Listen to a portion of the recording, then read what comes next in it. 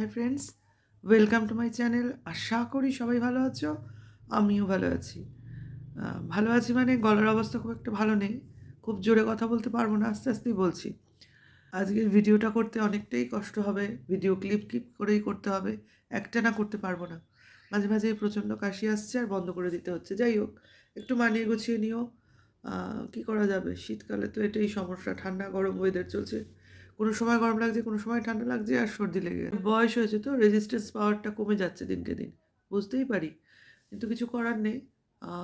এর মধ্যেই চলতে হবে। শুয়ে তো থাকা যাবে না, কাজও করতে হবে, সবই করতে হবে। যাই হোক, আমি এখানে বিষয়বস্তু নই, যাকে নিয়ে বলবার তার জন্যই চলে এসেছি।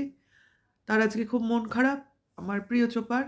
যতই দর্শক বন্ধুরা আমাকে বলো না কেন, চোপা কেন বলো, চোপা কেন বলো, আমি অনেকবার চিন্তা করেছি। প্রথমে আমি ওকে ওর নামেই ডাকতাম, হ্যাঁ, কিন্তু তারপরে মনে করেছি যে ডাইরেক্ট নাম দিয়ে ডাকাটা ঠিক হবে না, ঠিক হবে না। ওর ফিউচারের কথা ভেবেই ঠিক হবে না, ধরে নিয়েছি। আহ, আগে তো থাম্বনেইলে ছবিও লাগাতাম, এখন লাগাই না, ইচ্ছে করেই লাগাই না। কারণ ভবিষ্যৎটা ভেবে এই ডিসিশনটা নিয়েছি, আমার নয়, চোপার। আহ, যাতে চট করে কেউ না ওকে আইডেন্টিফাই করতে পারে, বা যারা চেনে আমাদের, বা আমরা কাদের সম্বন্ধে বলি, সেইটুকু বুঝলেই যথেষ্ট। আহ, কি দরকার, যে বিষয় নিয়ে বলি, যে বিষয়টা এখন চলছে, সেটা তো ওর ভবিষ্যতের পক্ষে সবসময় ভালো হবে না। একটা সময় অবধি এই ধরনের সমালোচনা ভালো লাগে, কিন্তু এই সময়টা কেটে গেলে আর এই সমালোচনাটা ভালো লাগবে না।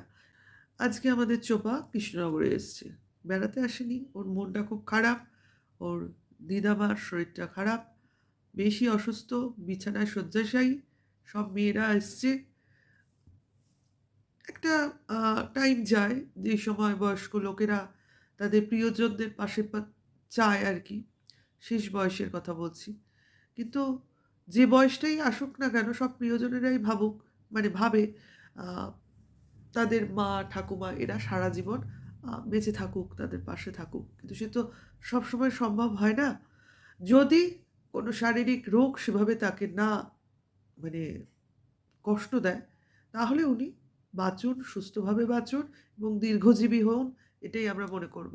কিন্তু যদি কোনো শারীরিক রোগে ভীষণ কষ্ট পান, সেক্ষেত্রে আমাদের কি মনে হয়? আমাদের বাবা ঠাকুমা মা এদের ক্ষেত্রেও তাই মনে হওয়ার কথাই, যে এত কষ্ট পাচ্ছে, যার থেকে কিনা নিরাময়ের কোনো জায়গাই নেই, সেখানে ভগবান যেটা করবেন সেটা যেন ভালো হয়, মানে যেটা হবে সেটা যেন ভালো হয়। তা আমিও চাইবো যেটা হোক সেটা যেন ভালো হোক, সবার জন্যই ভালো হোক, খারাপ না। হ্যাঁ, প্রিয় মানুষ চলে যাওয়ার মতো কষ্ট বোধহয় আর কিছুতে পাওয়া যায় না।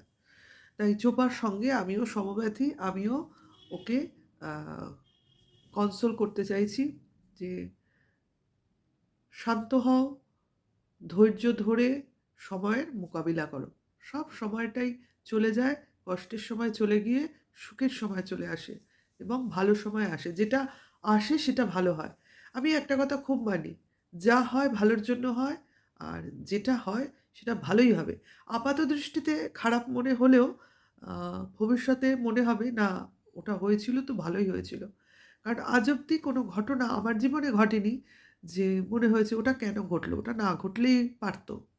প্রতিটা ঘটনা থেকেই মানুষ কিন্তু শিক্ষা নেয়, প্রতিটা ঘটনা থেকেই মানুষের কিন্তু আহ, অভিজ্ঞতা হয়, এবং সে ক্রমশ বয়সের সঙ্গে সঙ্গে একটা অভিজ্ঞ ব্যক্তিতে পরিণত হয়। এটাই হলো বয়সের একটা সম্মান। বলে না, বৃদ্ধ হয়েছে তার কি দাম, কিছুই নেই।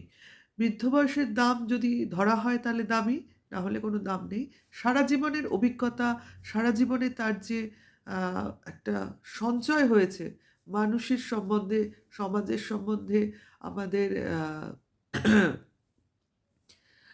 টোটাল সোসিওলজির যে ব্যাপারটা সেটার উপর, সেই বয়স্ক লোকেদের কাছে গেলে আমরা আমাদের নানান রকম পরামর্শ পেতে পারি। তাদের সঙ্গে আমাদের সমস্যা আলোচনা করলে আমরা অনেক রকম সলিউশন পেয়ে যাই। এইগুলো হলো বয়স্ক লোকেরা যদি সংসারে থাকে তাদের থেকে এগুলো পাওয়া যায়। যাই হোক, অনেক জ্ঞান দিয়ে দিলাম। জ্ঞানটা আমার চোপাকেই দেওয়ার জন্য, যে কোনো কিছুতে দুঃখ পাবে না, দুঃখ পেতে নেই। হ্যাঁ, দুঃখ দিতে আছে লোককে। হ্যাঁ, তোমার এখন ওটাই কিন্তু সামনের মোটো। আমি দুঃখ পাবো না, যারা আমাকে আঘাত করতে আসবে তাদের আমি আঘাত দেব। হ্যাঁ, এখন তোমার এটাই রাস্তা। কারণ তুমি তো আঘাত দেওয়ার মতো কিছু করোনি। অন্যায় করেছো, অপরাধ করেছো, যদি অপরাধী হও অ্যাকচুয়ালি সেটা এখন প্রশাসন বিচার করবে। তাহলে তুমি দোষী এবং সেই দোষ তুমি স্বীকার করে নিয়েছো। তাহলে কিন্তু যে দোষী দোষ স্বীকার করে নেয় তার কিন্তু দোষ অনেকাংশে কমে যায়। হুম? কাজেই আ তোমার কিন্তু যা করার তা করা হয়ে গেছে। আর কিন্তু কিছু করার নেই। যেটা করার, যেটা ভবিষ্যতের কথা ভেবে তুমি অলরেডি করছো, সেটাই করে যাও। আশা করি তুমি সাকসেস হবে। হতেই হবে। কারণ এত অন্যায়, এত অবিচার কিন্তু আ সহ্য করার মতো নয়। মেয়ে কোনো অবলা জিনিস নয়। আর মেয়েরাই মেয়েদের নিচুতে নামায়। দেখলে তো আমাদের ওআইটি এটা হলো প্রমাণ। স্বামী তো একজন পুরুষ ছিলেন। শ্বশুরের কথা ছেড়ে দিলাম। বাদবাকি প্রত্যেকে মহিলা। প্রত্যেকে আরেকটা মহিলা যারা কিনা অনেক বয়স, যাদের কিনা মোটামুটি অভিজ্ঞতা জন্মে গেছে সংসারের প্রতি, তারা কি করছে? একটা ছোটই বলবো, এমন কিছু বয়স না, এই বয়সে অনেক মেয়েরই বিয়ে হয় না। আর ওর তো ছেলে হয়ে গেছে। ৫ বছর সংসার করে ফেলেছে। সেই মেয়েকে একটা সামান্য অপরাধ, সামান্যই বলবো, যেগুলো আকছার লোকে হচ্ছে, এর থেকে সঙ্গীন অপরাধ করেও লোক সংসারে থেকে যায়। হ্যাঁ? শুধু প্রচারই বা আমরা জানতে পারি না সেইসব অপরাধের কথা। তারপরেও সে সংসারে থেকে স্বামী, শ্বশুর, শাশুড়ির সঙ্গে সংসার করে যায়। ছেলেমেয়ে মানুষ করে তারপরে জ্ঞান দেয়। তাহলে ওর সেক্ষেত্রে কী অপরাধ ছিল? তাকে টেনে হিঁচড়ে এইভাবে নামানো হলো দুর্বল ভেবে না? মানুষের আসলে নিজের পায়ের তলার মাটিটা শক্ত করতে হয়। তাহলে যে অপরাধ বলে লোক আজকে হ্যাটা করছে, সেই অপরাধটা অপরাধী বলার আগে ১০ বার ভাবত। আজ চোপাকে পরকীয়ার জন্য এতটা সহ্য করতে হলো। আর যে দোষটা ও করেইনি সেই দোষটার জন্য যে ওকে দুষ্ট করা হয়েছে সেটার আ সেই পাপের শাস্তিটা কে পাবে? যে সারা ওয়াইটিতে ছড়িয়ে দেওয়া হয়েছে যে ও ছেলে ছাড়া বাড়ি থেকে বেরিয়ে গেছে, ছেলেকে নিতে চায়নি। এটা তো সত্যি কথা নয়। এটা একদমই সত্যি কথা নয়। ওকে ছেলে দেওয়া হয়নি। তার জন্যই তো আজকে প্রতি পদক্ষেপে শুনতে হয়, আমরা শুনতে পাই, ছেলে ওকে দেবে না, ছেলেকে ওকে দেবে না, না ছেলেকে দেওয়া হবে না। না, না ছেলের নিয়ে যাওয়ার কথা ভাবলেই মুশকিল। ছেলেকে দেবো কেন? ছেলেকে দিলে ওর চলবে কেন? ছেলেকে দেবে না। কিন্তু ওর কতদূর ক্ষমতা ও খুব ভালো করেই জানে। ওইজন্য নানানভাবে ছেলেকে প্রলুব্ধ করার চেষ্টা চলছে চারপাশে। ছেলেকে বোঝানো হচ্ছে এখানেই যত সুযোগ সুবিধা, এখানেই এত আম আ যা চাইছে সেটা পাচ্ছে। এই যে একটা লোভ, এই যে একটা চাওয়ার ইচ্ছা, এই যে এত মানে যেটাকে বলে বৈভব, ওর মধ্যে ঢুকিয়ে দেওয়া হচ্ছে। পরবর্তী ক্ষেত্রে যখন ও যদি ওর জায়গা চেঞ্জ হয়, সেক্ষেত্রে ওর তো মানিয়ে নিতে কষ্ট হবে। সেইগুলো কিন্তু ছেলেকে যখন নিয়ে যাওয়ার সময় আসবে, তখন যাতে ছেলেই বেঁকে বসে। কিন্তু ছেলের বয়স তো এখনো ৫ হয়নি। সম্ভব নয়। আশা করি ওইটুকুই আমাদের আ একটা আশার দিক। যে মা কি অদ্ভুত জিনিস না? একটা মা তার ছেলেকে ফেরত পায় না। যে মা কিনা এত কষ্ট করে ছেলেটাকে জন্ম দিয়েছে। অদ্ভুত আমাদের সমাজ, অদ্ভুত আমাদের সামাজিক নিয়ম। আমি যাবো, আমি ছেলেকে পাবো না। আমাকে প্রশাসনের সাহায্য নিয়ে যেতে হবে। আমার জিনিস আমি নিতে পারবো না। আমার প্রশাসনের সাহায্য নিয়ে যেতে হবে। অদ্ভুত না? এই জন্যই অনেক মাই সংসারে সহ্য করে সব রকম নির্যাতন সয়ে শুধু ছেলেমেয়ের মুখের দিকে তাকিয়ে আজও থেকে যায়। আর আমাদের দীপের মাকে দেখুন, সংসারে থেকে যেতে তার কোনো আপত্তি নেই। খাটনি করতে তার কোনো আপত্তি নেই। মেয়ে তো, মেয়ে সন্তান তো। কাজেই সে বাঁচুক, মরুক সে তার ব্যাপার। তাকে ফেলে রাখতেও সে দ্বিধাবোধ করেনি। মা নাকি সন্তানের জন্য আম যা খুশি তাই যেকোনো জিনিস করতে পারে। এই মা, এই তার নমুনা। আজকে ছেলের জন্য করেছে। ছেলের সন্তান যেহেতু পুত্র সন্তান তার জন্য করছে। এই জায়গায় যদি আমি অনেকবার বলেছি কন্যা সন্তান থাকতো, একই জিনিস উনি করতেন? না ওই আজও আম উঠোনে বসিয়ে রেখে দিতেন রোদে? তখন হয়তো চোপার তার সন্তানকে নিয়ে যেতে বিন্দুমাত্র অসুবিধা হতো না। আজও কিন্তু আমাদের সমাজে ছেলে-মেয়ে নিয়ে ভেদ-বিভেদ চলছেই। আজও চলছে। কারণ সমাজের ম্যাক্সিমাম লোকেরাই মনে করে ছেলে থাকলে সংসারে আমার সম্পদ আসবে, সম্পদ যাবে না। আর মেয়ে থাকলে তো তার বিয়ে দিতে হবে। তার পেছনে খরচা করে, তার পেছনে শিক্ষা দিয়ে কি লাভ? সে তো অন্যের সংসারে চলে যাবে। তার মানে আমার লস। এই জিনিসটাই তো চলছে।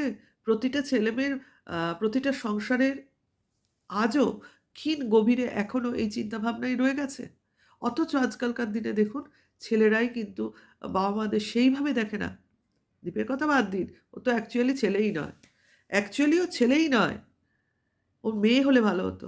ওর মধ্যে সব মেয়েলি গুণ। সংসারে থাকবো, সাংসারিক কাজ করব। নেহাত ইউটিউবটা ছিল। তাই ওই ক্যামেরা ধরেই ওর জীবন কেটে যাচ্ছে।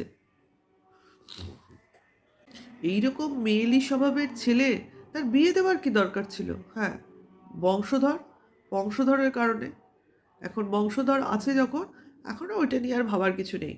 মা তো সংসারের কাজ করেই দিয়েছে, মা তো ইয়াং, কাজেই চলতে পারবে। তাকে সাজিয়ে সুজিয়ে এখন স্মার্ট করে তুলছে ধীরে ধীরে। অদ্ভুত লাগে।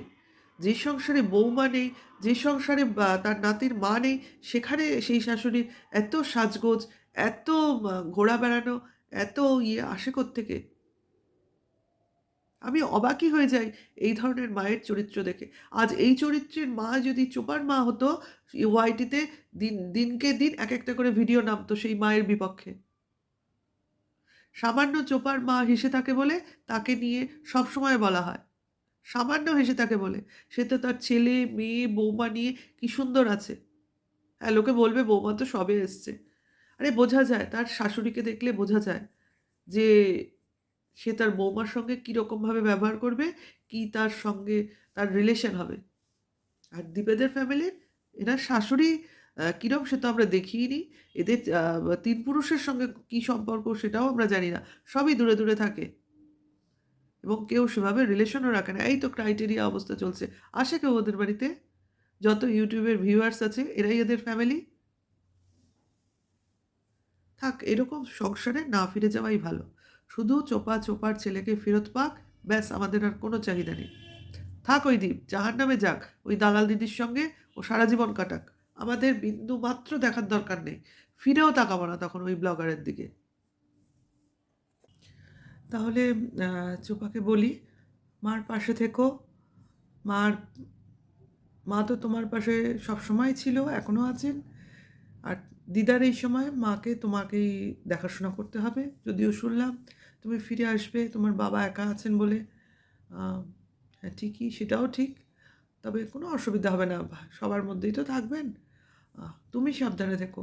কারণ তুমি এখন হয়তো বাড়িতে একা থাকবে। তোমার ভাই, বাবা হয়তো বেরিয়ে যাবে। নিশ্চয়ই ওরা কোনো ব্যবস্থা করবেন। আ তোমাদের ওখানে তো আশপাশে অনেক লোক আছে। ঠিক আছে? কাজেই সাবধানে থাকবে, সুস্থ থাকবে। আর আ তোমার দিদার সুস্থতা কামনা করি। উনি নিশ্চয়ই ভালো হয়ে উঠবেন।